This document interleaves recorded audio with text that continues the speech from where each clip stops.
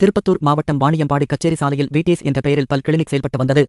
கடந்த 2023ஆம் ஆண்டு ஜெயராம்குமார் என்ற இளைஞரின் தாய் இந்திராணி இந்த கிளினிக்கில் சிகிச்சை பெற்றிருந்தார்.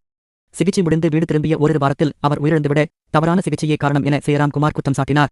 இதே கிளினிக்கில் சிகிச்சை பெற்றவர்களில் 8 பேர் இந்திராணியைப் போல அடுத்தடுத்து உயிரிழந்திருப்பதும் பின்னர் தெரியவந்தது. தனது தாயின் மரணத்திற்கு நீதி கேட்டு போராட்டத்தில் ஈடுபட்டு வந்த ஜெயராம்குமார் காவல்துறையினரால் 2 முறை கைது செய்யப்பட்டு சிறையில் அடைக்கப்பட்டார். எனினும் தொடர்ந்து போராடிய அவர் வாணியம்பாடி நகர காவல் நிலையம், மாவட்ட மருத்துவ இணை இயக்குநர், மாவட்ட ஆட்சியர் உள்ளிட்டோரிடம் புகார் அளித்தார். இதையடுத்து சிஎம்சி மருத்துவமனை மருத்துவர்கள் அடங்கிய குழு விசாரணைக்காக நியமிக்கப்பட்டது. இந்த குழு விசாரணை நடத்தி தற்போது அதன் அறிக்கையை வெளியிட்டிருக்கிறது.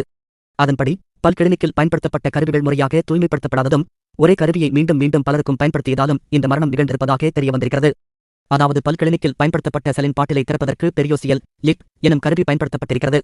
இது பல் அறுவை சிகிச்சையின் போது திசுக்களை தூக்க பயன்படுத்தப்படும் கருவியாகும். இந்த கருவியால் பாட்டிலை திறந்துவிட்டு அதை சுத்தப்படுத்தாமல் நோயாளிகளிடம் கருவியை மருத்துவர் பயன்படுத்தியிருக்கிறார்.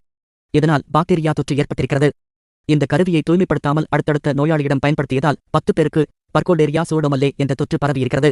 இது உயிருக்கு ஆபத்தை விளைவிக்கும் கொடிய பாக்டீரியாவாகும். இந்த தொற்று நரம்பு மண்டலங்களை பாதிக்கச் செய்கிறது. காய்ச்சல், தலைவலி, வலிப்பு, மண்டை நரம்பு வாதம், மூளையில் சீழ்பிடித்தல் ஆகியவை இதன் அறிகுறிகளாகும். இந்த தொற்றால் பாதிக்கப்பட்ட 10 பேரில் 8 பேர் அடுத்தடுத்து உயிரிழந்திருக்கின்றனர் என்று தெரிவிக்கப்பட்டுள்ளது. தற்போது இந்த துயரம் வெளிச்சத்திற்கு வந்துள்ள நிலையில் தனது தாயை இழந்த மகன் ஜெயராம்குமார் மீண்டும் காவல் நிலையத்திற்கு வந்து பல் மருத்துவர் மீது நடவடிக்கை எடுக்க வேண்டும் என முறையிட்டார். இதனிடையே இந்திய பல் மருத்துவ சங்கத்தின் தமிழ்நாடு கிளை வெளியிட்டுள்ள அறிக்கையில் பாதிக்கப்பட்ட குடும்பங்களுக்கு தங்கள் ஆழ்ந்த அனுதாபங்களை தெரிவித்துக் கொள்வதாக குறிப்பிட்டுள்ளது. இச்சம்பவம் மருத்துவப் பொருட்களை பாதுகாப்பாக கையாள வேண்டியதன் அவசியத்தை எடுத்துக்காட்டுவதாகவும், இந்த விஷயத்தை பொறுப்புடன் கையாள தாங்கள் கூட்டாக முயற்சிக்கிறோம் என்றும் விளக்கம் அளித்துள்ளது.